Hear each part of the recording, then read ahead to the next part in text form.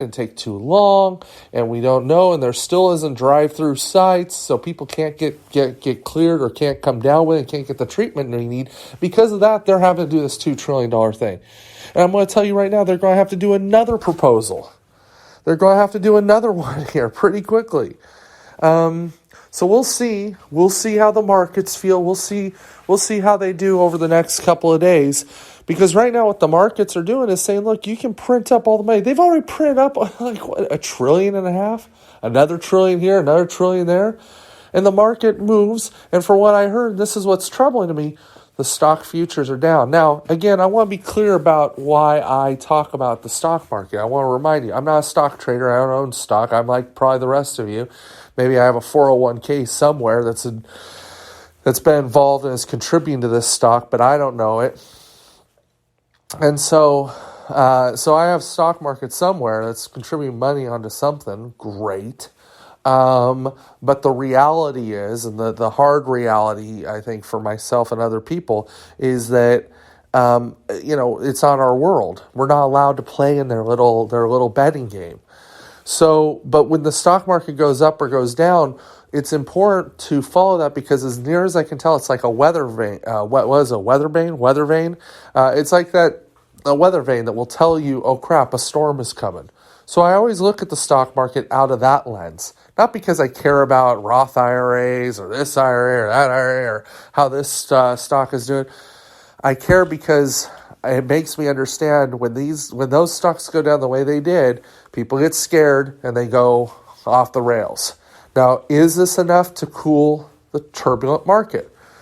Because what happens is as they start losing money and demand completely collapses, it leads to massive layoffs. And so what we're dealing with here in all sectors is massive, massive layoffs. We're going to skyrocket very quickly to 25, 30, perhaps upwards to 40% unemployed. And that's why Trump, I know he's being villainized, and rightfully so, but that's why Trump is, for better or worse, saying, look, this has got to have an endpoint. We can't go on. At some point, America has to reopen. America has to get back to work and do this stuff. And obviously, the scientists and the doctors are saying, don't do that. And they're right, he's wrong. Once again, he's the worst person to have as president during a time like this because he is completely disobeying all of this stuff that needs to be done. And he's kind of, once again, cowboying up and going his own way. This is a troubling sign. So I think that for the workers impacted by this is a huge moment. Getting those checks are going to be a massive help, especially if they're married and they have family and all that stuff. Them getting this stuff is really going to be helpful. I know it's going to be helpful for my family. So that's awesome. And there is a good piece that I am not super happy with the fact that people making less will get less benefits is what I'm hearing. That seems like a shitty thing that's going to probably pop. So I'm not really too happy about that. But for tonight, at least for tonight, there's some help coming. In the days and weeks to come, the question is are we going to slide into reactionaryism? Are we going to hear more from Trump trying to be xenophobic?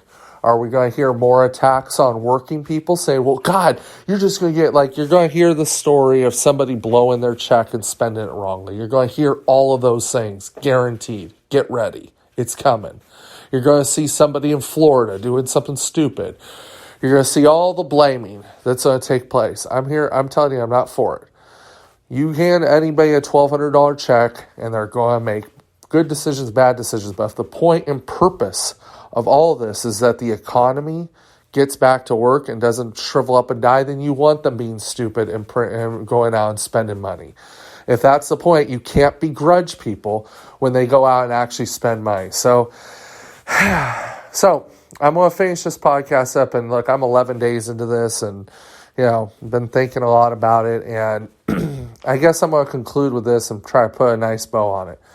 Today was a good day as far as good days go. We've had 11 straight terrible days where nothing has seemed to go right. Okay? We have had 11 straight terrible days. We actually got a little bit of help so that we can focus on really where the focus should be this whole time, which is on making sure we're doing the social distancing, making sure we're stopping this virus here, making sure that we're starting to get a handle of how many people actually have the virus, getting them the treatment that they need, and making sure that the people who, making sure we're keeping safe with the people, and that we can kind of starve this virus out and hopefully put it to rest. So with that said, I hope you're all safe out there tonight. Episode 12 is coming up, and we'll go from there. So thanks, everyone, and have a great evening.